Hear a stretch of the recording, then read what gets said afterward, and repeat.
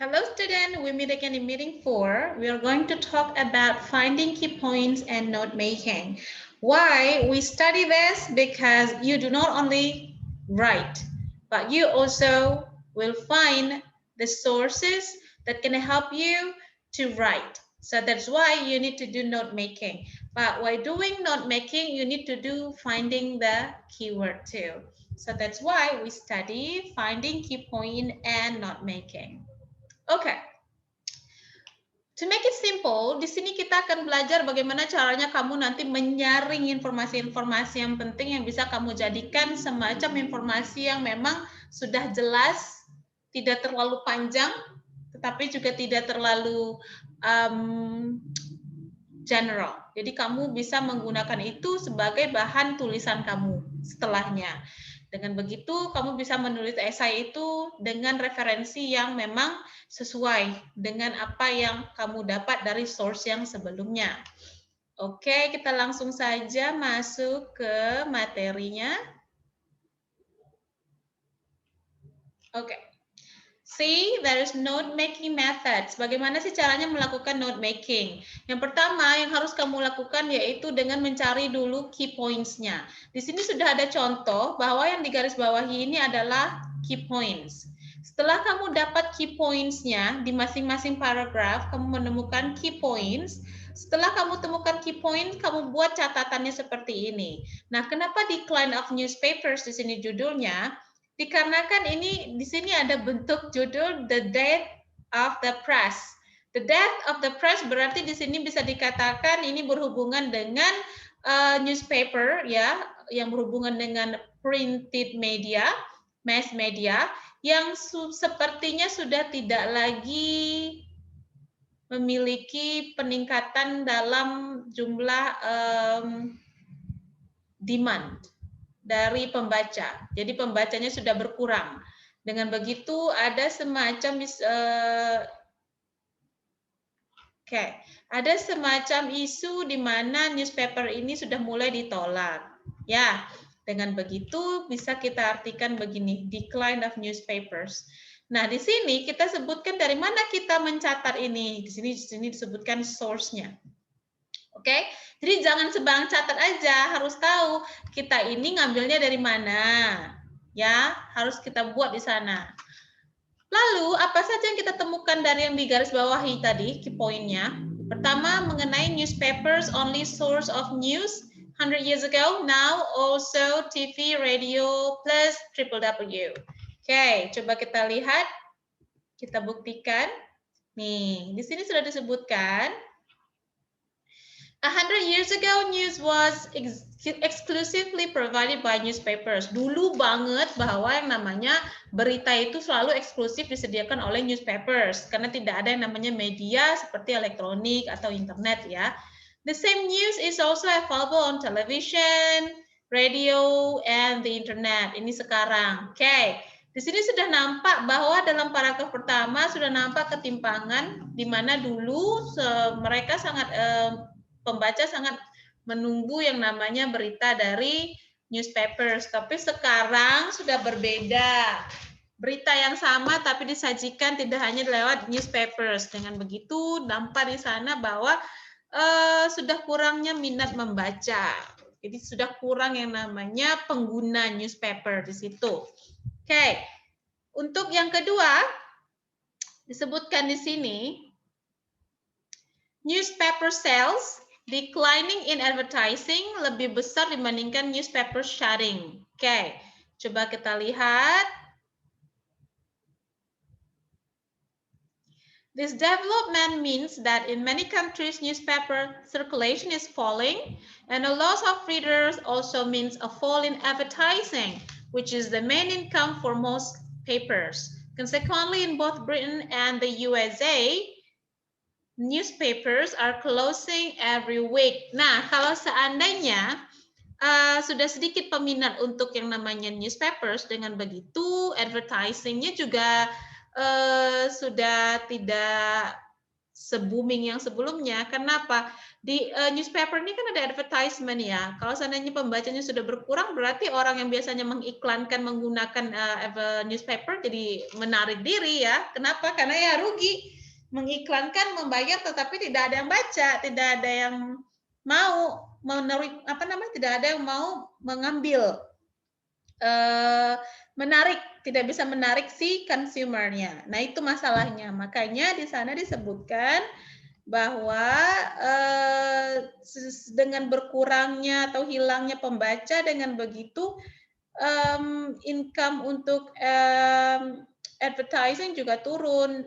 Income untuk papers juga lebih turun lagi, dikarenakan nggak ada yang membayar ya, nggak ada masukan, advertisement-nya sudah nggak ada lagi, makanya orang tidak mau mengirim, apply untuk advertisement-nya. Dengan begitu sudah tidak ada lagi income seperti sebelumnya, banyak advertisement-nya. Makanya di sana di catatannya disebutkan newspapers-nya starting decline in advertising. Ya, advertising-nya itu semakin menurun dan newspapers-nya semakin drop, shutting. Attempts to increase sales. Nah, usaha-usaha untuk meningkatkan penjualan, ada more magazine content, ada gifts, ada websites, tapi satu pun tidak efektif. Bagaimana kita bisa melihat? Kita lihat di bagian key points. Many have tried to find methods of increasing their sales. One approach is to focus on magazine-type articles. Another is to give free gifts. Others have developed their own websites. But none of these have had a significant impact. Jadi nggak ada satupun yang mereka coba itu memiliki impact yang signifikan, alias tidak efektif. Nah, di sini sudah disebutkan juga usaha-usahanya. Jadi dari satu teks yang panjang itu kamu bisa singkat dia menjadi ini. Nah, itulah yang namanya note making. Note making itu tidak memperpanjang ya. Note making itu mempersingkat, sama dengan summarizing. Tetapi di sini kita mengambil dari source lain, di mana kita akan pakai ini sebagai referensi kita dalam menulis. Nah, itu dia. Inilah yang disebut dengan finding key points dan note making. Lalu coba kamu lihat di sini, saya akan letakkan ini di iLearn, silakan kamu kerjakan. Baca teks di bawah ini, lalu garis bawahi 2 saja key points-nya, lalu setelah itu kamu pilih mana judul yang tepat untuk paragraf ini. Oke? Silahkan dikerjakan. Nanti kerjakan di iLearn. Lalu finding relevant points. Nah, ketika kita mempersiapkan esai ya, untuk menulis esai, kita harus mencari informasi dan ide yang relevan dengan subjek kamu. Oleh karena itu, key points yang kamu pilih tadi harus memang berhubungan dengan topiknya kamu. Nah, kamu diberikan esai begini. Does the state have a role in promoting public health? Sekarang caranya kamu mengaplikasikan yang sudah kamu pelajari, kamu baca artikel di bawah ini, lalu kamu garis bawahi key points yang memang cocok dengan ini, topik kamu. Oke? Nah, dia juga membahas secara garis besar mengenai public health, ya, promoting public health. Tapi di sini lebih ke a slimmer America-nya tentang apa sih, poinnya tentang apa sih dari topik ini. Nah, kamu harus key points-nya kamu harus garis bawahi, tapi harus berhubungan dengan topik atau esai title yang kamu punya di sana. Nah, kamu kerjakan ya. Oke. Nah, sekarang kita masuk ke bagaimana caranya supaya kita melakukan yang efektif note making. Notes are for your personal use, so you should create your own style. Jadi begini, kita itu menulis, mencatat ya, itu untuk keperluan pribadi kita sendiri. Jadi ya sesuaikan saja dengan gaya kamu, tidak perlu dengan cara orang lain. Karena kalau dengan begitu, kamu sendiri nanti akan kesulitan mengartikan ini apa ya maksudnya yang saya catat ya. Oke, saya menyarankan kalau kamu sudah membuat ini, note making ini, lebih baik setelah kamu selesaikan membuat ini, kamu langsung salin ke dalam bentuk penulisan yang memang membuat kamu lebih paham. Kenapa? Karena jika kamu melakukan jeda, ya ada jeda di antara kamu melakukan note making, lalu setelah itu kamu nanti akan baca lagi, kamu akan bingung ini maksudnya apa ya waktu itu ya. Nah, kamu akan perlu waktu untuk memproses. Nah, memproses ini tidak selamanya bisa berakhir dengan pemahaman yang oh iya begini. Nggak gitu juga. Ada juga yang blank sama sekali nggak tahu dan bisa juga mengarah kepada bentuk yang salah paham ujung-ujungnya, informasinya jadi tidak benar. Maka lebih baik kamu langsung kerjakan setelah kamu melakukan note making. Oke, ada beberapa cara yang efektif untuk melakukan note making. Yang pertama, you must use your own words and not copy phrases from the original to avoid the risk of plagiarism. So, plagiarism ini adalah bentuk dari pelanggaran akademik, di mana kamu mengambil kata orang, ide orang, dan tidak mencantumkan orang tersebut atau author tersebut dalam penulisan kamu. Bentuk yang namanya quotation pun tidak selamanya bisa dipakai plug diletak di tulisan kamu, walaupun kamu menuliskan siapa orangnya, authornya, tanpa kamu memberikan pendapat kamu atau kamu membedah kalimat tersebut, quote tersebut dengan ide kamu sendiri atau sudut pandang kamu sendiri. Nah, makanya setiap kita menulis, kita tidak hanya tidak boleh cuman menyalin. Apa yang kamu salin, yang kamu quote, ya, kamu harus memberikan pendapat kamu atau point of view kamu mengenai itu. Whether you agree or disagree, harus kamu state di sana. Karena kalau kamu cuman quote saja tanpa ada penjelasan dari kamu mengenai itu sama saja kamu menyalin. Dan itu bukan bentuk yang namanya paraphrasing atau citation yang benar dalam penulisan akademik. Jadi nggak boleh main salin-salin aja, ya. Jadi bagaimana cara mengatasinya, ya pakailah kata-kata kamu sendiri, jangan kamu copy punya orang, itu tidak boleh, oke? Quantity of notes you make depends on your task. Bagaimana sih kuantitasnya, itu tergantung kepada tugas kamu. You may only need a few points or a lot of detail. Kamu hanya butuh yang namanya few points saja atau banyak sekali detail.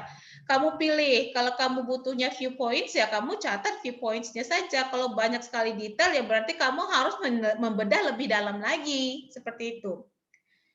B, always record the source of your notes and to save time when you have to write the list of references. Jadi, kita nggak bisa main comot aja punya orang. Yang kamu harus lakukan, kamu record source-nya dari mana, kamu buat di sana, lengkap sekali siapa author-nya nih, seperti ini nih. Nih, ini namanya source kamu. Kamu harus tulis itu di sana, karena itu bukan punya kamu. Jadi kamu nggak boleh main ambil-ambil aja. Yang harus kamu lakukan ya itu tadi. Kamu harus menyebutkan, stating who the author is. If you do not write down who the author is, it means that you take that without permission and that against the law. Oke, itu yang namanya plagiarism. Nggak boleh. Karena kamu menganggap itu punya kamu, sedangkan itu nggak punya kamu. Oke? Next, notes are written quickly. So keep them simple. Do not write sentences, leave out articles, and the prepositions. Jadi di sini yang namanya juga kita buat catatan, kita harus nulis tuh cepat, nggak boleh lambat. Dan kamu harus menulis yang namanya kalimat itu nggak harus yang panjang-panjang ya, tulisnya itu ya yang simple aja, menggunakan artikel itu nggak perlu pakai artikel juga, karena memang itu untuk kamu. Nanti kalau kamu sudah selesai note making, baru setelah itu kamu buat dia menjadi bentuk yang sesuai dengan penulisan yang benar. Preposisi juga nggak usah dipakai karena nggak terlalu penting. Ini kan bukan untuk kamu publish ya. Dengan begitu kamu bisa menghemat waktu dalam menulis. If you write lists, it is important to have clear headings, underlined, and numbering systems A, B, C, or 1, 2, 3 to organize the information. So do not crowd your notes. Ini gampang sekali membuatnya. Kamu kalau menulis ya pastikan kamu buat itu list. Menulis list itu pastikan kamu membuatnya menggunakan heading A, B, C, or strip, or kamu menggunakan 1, 2, 3. Dengan begitu, kamu bisa mengorganize informasi yang kamu dapat dari catatan tersebut. Dan itu lebih rapi juga, oke? Okay? And then use symbols. Jadi untuk menghemat waktu, pakailah symbols. Misalnya, kita menggunakan bentuk lebih dari. Kita bisa menggunakan bentuk seperti ini, yang ini. Or ada penambahan, kita bisa pakai plus. Or we can say equal with, kita bisa menggunakan bentuk ini. Jadi banyak sekali yang bisa kita pakai, oke? Banyak sekali simbol yang bisa kita manfaatkan untuk menghemat waktu dalam note making. And then gunakan abbreviation. Nggak perlu buat for example ya, for example. Cukup tulis EG or EX saja, karena kan yang baca kamu. Dan ini juga tidak akan kamu publish. Yang akan kamu publish itu nanti dalam bentuk writing yang sudah benar, yang sudah clear. Nah, ini kan kamu butuh cuma untuk source kamu saja. Makanya tidak perlu ditulis sepanjang-panjangnya ataupun ngulangan 2 kata dibuat benar-benar 2 kata, ya udah disingkat aja nggak apa-apa.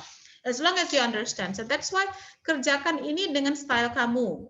Ya, karena kalau kamu menggunakan dengan bentuk yang tidak biasa kamu pakai, you will confuse what that is after several times. You do not read and then you start writing, you start reading, and you confuse. Apa sih maksudnya ini ya waktu itu ya? But that's why use your own style. Oke, nah coba di sini kita lihat ya, complete the notes for does the state have a role in promoting public health? Nah, using the key points underlined in 4 above. Ini ada di sini key points yang kamu sudah buat di sini nanti. Ya, key points yang ini, setelah itu yang harus kamu lakukan apa? Oke, kamu lengkapilah catatan mengenai yang essay title yang sudah diberikan tadi berdasarkan source yang kamu dapat dari practice 4. Nah, bagaimana sih caranya kamu membuat note-nya? Silahkan kamu lanjutkan di sini. Oke, so that's for practice A. Then practice B, you have to write an essay titled Improving Student Performance and Outline of Recent Research. Okay, let's see whether I'm going to make it in your iLearn or not, yeah. Okay, look, read the following text and make notes on the relevant key points. Nah, ini masih dengan bentuk yang sama. Saya akan letakkan ini di iLearn juga. Okay, so I think that's all about note making. Jadi kembali lagi mengenai note making dengan finding relevant keys ini ya. Di sini yang harus kamu ingat poin-poinnya, yang pertama kamu harus mencari dulu key points apabila kamu mau menulis.